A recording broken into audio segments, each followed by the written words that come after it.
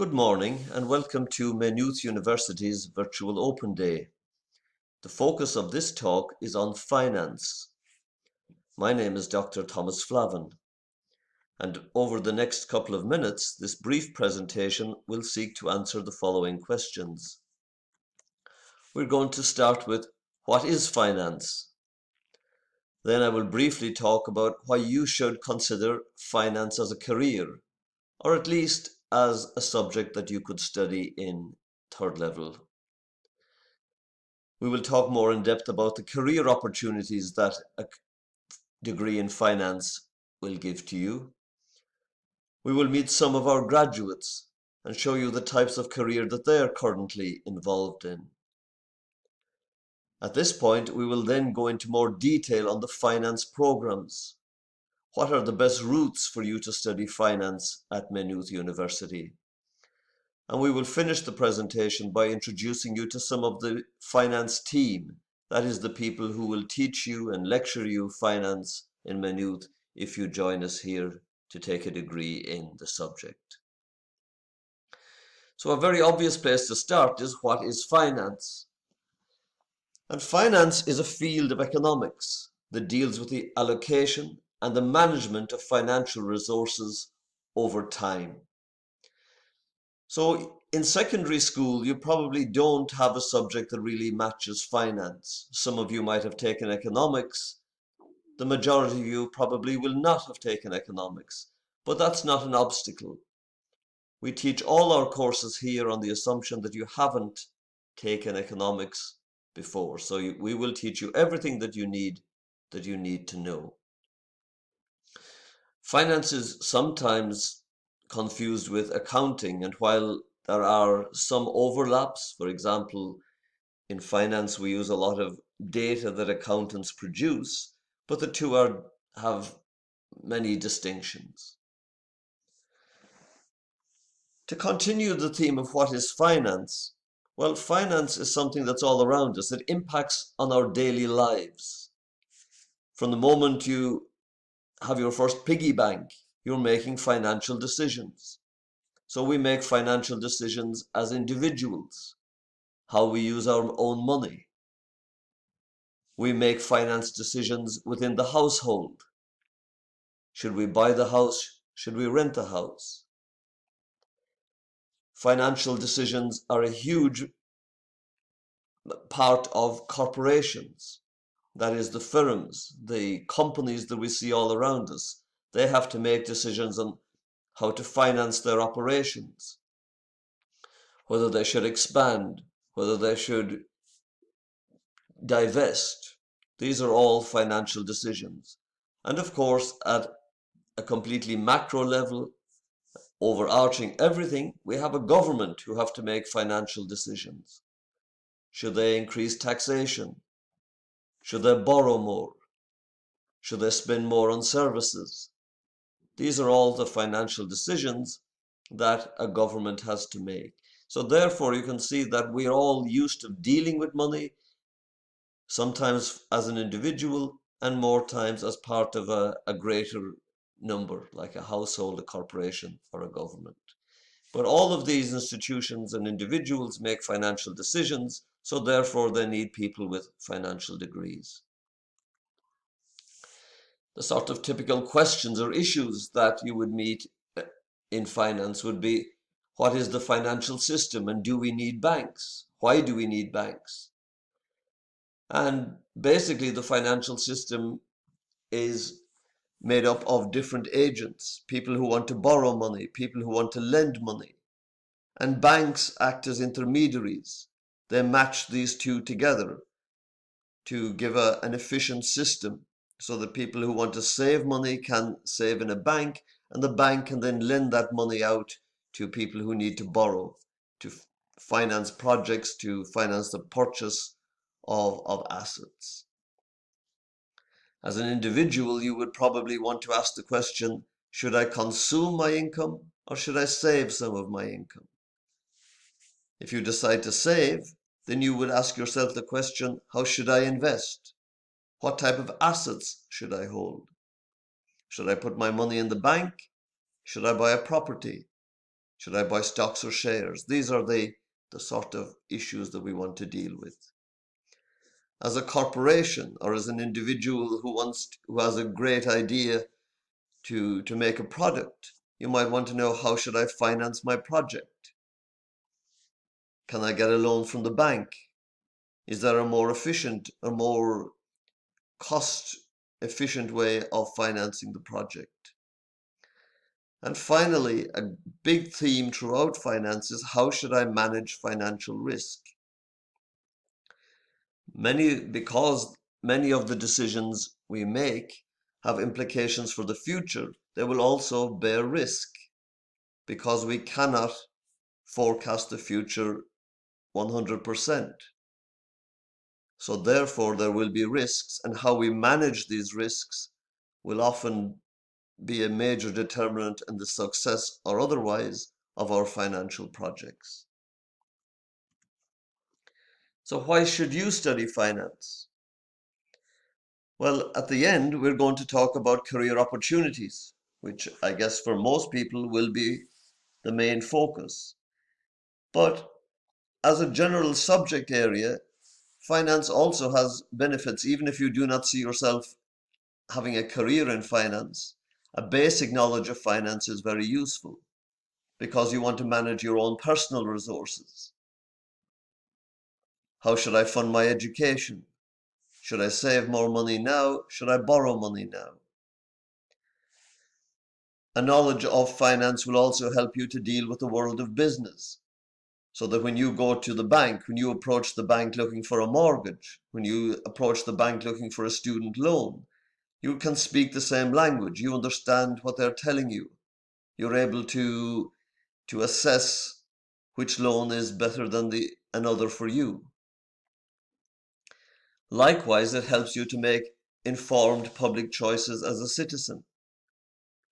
When politicians from one side or the other tell you what they're going to do when they get into government, they're going to reduce taxes, are they going to increase public spending? Well, if you studied economics and finance, you can weigh up the validity of these arguments and assess whether their promises are possible or not. To expand your mind, finance is about problem solving.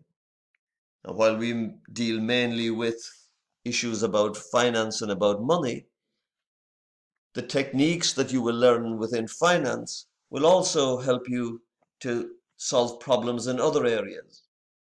And we've often seen this, that our graduates go on to a variety of different types of career. Some not as mainstream as others, but they can do that because they have had this approach of solving problems. So let's look a little bit more at career opportunities. And these are the sort of typical opportunities, but are no way limited to this. As I say, many people use their finance to carve out completely different careers. But in the mainstream, we would be looking at banking. So investment banking, retail banking, credit risk management. So the bank that you're used to seeing on the high street, this would be an example of retail banking. But there's others like investment banking. When wealthy individuals want to invest their money, most of them will go to a bank, and they will go to an investment bank to do that on their behalf. All of the major banks will have credit risk departments. And these are basically the people who decide who gets a loan and who doesn't get a loan. Within an individual branch, people will be there to make decisions on mortgages. But for much larger loans, these will go to the bank's headquarters and to their credit risk management team. In Maynooth, a lot of our graduates go on for a career in central banking and regulation. And the Central Bank of Ireland, for example, advises the government on economic policy. They interact with other central banks from the EU to set EU-wide policy. They look at the financial stability of the Irish banking system and make recommendations and rules for those banks to try to adhere to to preserve the stability of the entire system and the wider economy. We have people who work in stockbroking and quants, and these are basically the people who buy and sell assets on their own behalf, on behalf of wealthy individuals, and on behalf of corporations. We have risk managers. We have corporate financial managers. So every large corporation in the world across the globe will have a financial manager. And these are the people who will decide how the firm basically progresses, what they buy, what they sell, which projects they take on, which projects they leave behind, etc. We have pension fund management. Pension funds are the largest investors in most Western economies. They collect the premiums from people who want to save for their retirement, and then they invest these. And how they invest these really determines the success or otherwise of the entire pension fund. And in the main, they are predominantly the group who buy and sell shares on the stock exchanges. Hedge funds, these are basically risk takers. They are private funds by and large, and they take on risk to try to maximize the return of the wealthy individuals who invest in these. Some people work in insurance. Some people work as forensic financial analysts. What do I mean by that? Well, most of the big online gaming companies are gamblers, gambling firms, bookmakers. It's very important for them to detect fraudsters. So they employ people with forensic financial analysts to try to detect patterns that may reveal that there's some inside information or some fraud taking place on their markets. And finally, people stay within the field to do research. People like me, we go on in academics. People do this also in central banks across the world. And that is also a career that would be open to people in finance. So briefly, I'm going to present some of our graduates just to show you the type of career that they have. We begin with Dermot O'Leary. Some of you might have seen Dermot in the paper. He writes regularly in the paper because he is the chief economist at Goodbody Stockbrokers. And you can see a quote here from Dermot where he remembers fondly his time at Maynooth and how the lecturers were able to help him achieve his goals. Then we have Hannah Ryan, who went on to work as a consultant with Ernst & Young. And she makes the good point that a good third level education will help you to get anywhere. It's a transferable skill. And finally here I have Stephen Moles, a graduate from 2012, who works as a senior financial consultant for a pension fund, and again relates very positively with his time in Maynooth. What are the pathways open to you? Well, finance at Maynooth, you can follow three distinct routes. And I'm going to talk a little bit about all three, but I'm going to concentrate here on MH401. But you can also do it within the arts degree and this relatively new degree, which has a separate entry route, MH402. Just before I move on, MH401 will be explained to you in greater detail by others. But basically, you come in under an arts degree and you can choose up to 4 academic subjects. And one of these is finance. Now, if you want to do that, you can listen to the rest of this. There are some similarities, but as I said, there are other videos that deal with that in more detail. MH401 basically has a number of distinct pathways. You can study for the BA Finance or the BA International Economics and Finance. And within both of these degrees, we offer single majors and major minor. So the difference here with the single major, you would basically study most of your time economics and finance. With a major minor, you would have 2/3 of your time would be spent in economics and finance, and the remaining 1/3 would be in another subject that you would choose in first year. Okay, it could be a language, it could be math, it could be whatever you like. There are some restrictions which we will lay out, but basically it's quite flexible.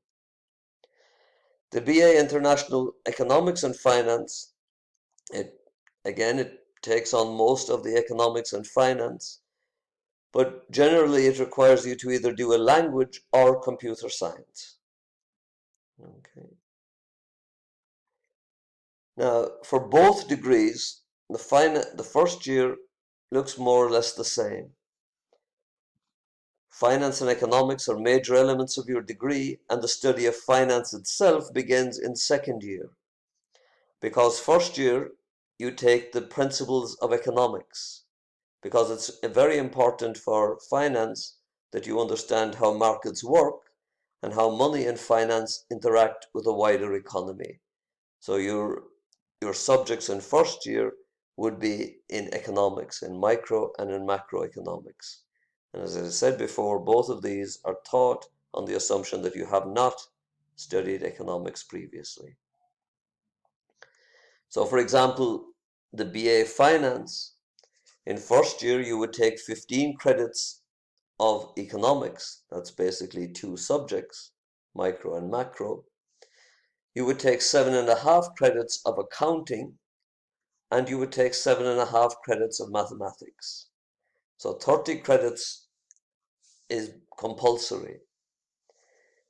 In each year you have to make up 60 credits. You would have the option to take another 7.5 credits of mathematics, and you would have the option to take another 7.5 credits of accounting. As I say here, it's optional but recommended, because if you take 15 credits of accounting in first year and you've discovered that you really like it, then with this 15 credits of accounting, you could potentially transfer into the BA Accounting and Finance. You can also choose subjects including critical skills from the other arts groups, from groups 1, 2, and 5. That would be explained to you at the beginning of the year. But the important thing here is that this would be the subject that would constitute your minor if you wanted to take that. So you could take basically a language, you could take math, you could take history or geography, whatever is your chosen field. The BA International Finance and Economics, well, this has 15 credits of economics, exactly the same as the BA Finance, and it also has 15 credits of mathematics. So you have to do 15 credits of mathematics here. Then you would choose one subject from, you can see there's a range of languages here, Chinese, French, German, and Spanish, or computer science. And then you can make up the rest of your credits from critical skills or other subjects. So the first year is quite flexible. The only thing to note here is the asterisk means that Chinese, German, and Spanish, these languages are taught from the beginning. So they are beginners language programs available, and you require 30 credits in the language, German or Spanish, and 15 credits in Chinese. Computer science may be taken as a single or as a double subject. So depending on how much of computer science you want to take on, you could do exactly the same first year as somebody taking a degree in computer science. Single major or major minor. Well, this is a decision that you don't have to make until the beginning of year 2. But just to quickly run you through, what does it mean? A BA Finance single major means that all 60 credits of your degree in year 2 and in year 3 would be basically in economics and finance, with about a maximum of 10 credits that you could take in electives. The BA Finance major minor basically means that, as I've said before, you spend 2/3 of your time doing economics and finance, and the other 1/3 in the minor, be it mathematics or the 4th subject that you would choose in year 1. And the BA International Finance and Economics, well, this combines with mathematics or computer science or a language. So you have a lot of flexibility here. We recommend that you do as much mathematics and computer science as you can or as you wish, because these are really, there's a lot of synergy between finance and these subjects. Again, these are taught from scratch, so you don't have to necessarily there are some requirements for mathematics, but you don't have to, everything will be taught from scratch. Finally, we have a new degree, which is will be on its second year, called the BSc Quantitative Finance. There is a separate video that explains this in much more detail. A very quick overview is that it's a multidisciplinary program between economics and finance, mathematics and statistics, and computer science. It's more technical than the BA Finance. There's a higher requirement for mathematics, but it is a degree that has been designed with employers in mind. So employers are crying out for people with finance degrees that have a good quants and mathematical background. And this degree is designed to give you those tools. Okay. Last year, the points to get into this degree were much higher than the BA Finance or the MH401 route, but it is something that you should consider. Finally, I'm going to end this presentation by just putting some faces to the people that will teach you in Maynooth. So the finance team is made up of the following members. We have Dr. Fabrice Rousseau, who is the head of the group. He lectures other things, but for example, fixed income markets. And his research interests are in market microstructure and IPOs. Then we have Professor Gregory Connor, with 4 decades of experience in academia and in the financial markets. He brings a wealth of experience. He lectures derivatives, and his research interests include asset pricing and banking. I'm Thomas Flavin. I'm Associate Professor in Finance. I teach things like derivatives too. I study contagion, financial crisis, how they're transmitted across countries and across different markets. Then we have Dr. Thomas O'Connor, an Assistant Professor in Finance, whose main interests are in corporate finance and in emerging market finance. And he looks at the way emerging market financial firms finance themselves. That brings us to the end of my presentation. I thank you for the interest in watching this, for being interested in finance and in particular in looking at Maynooth University. I wish you the best of luck in your studies, whatever you choose to do. But if you do choose to do finance, I recommend that you have a good long think about Maynooth University and the suite of programs that we offer. Thank you and best of luck.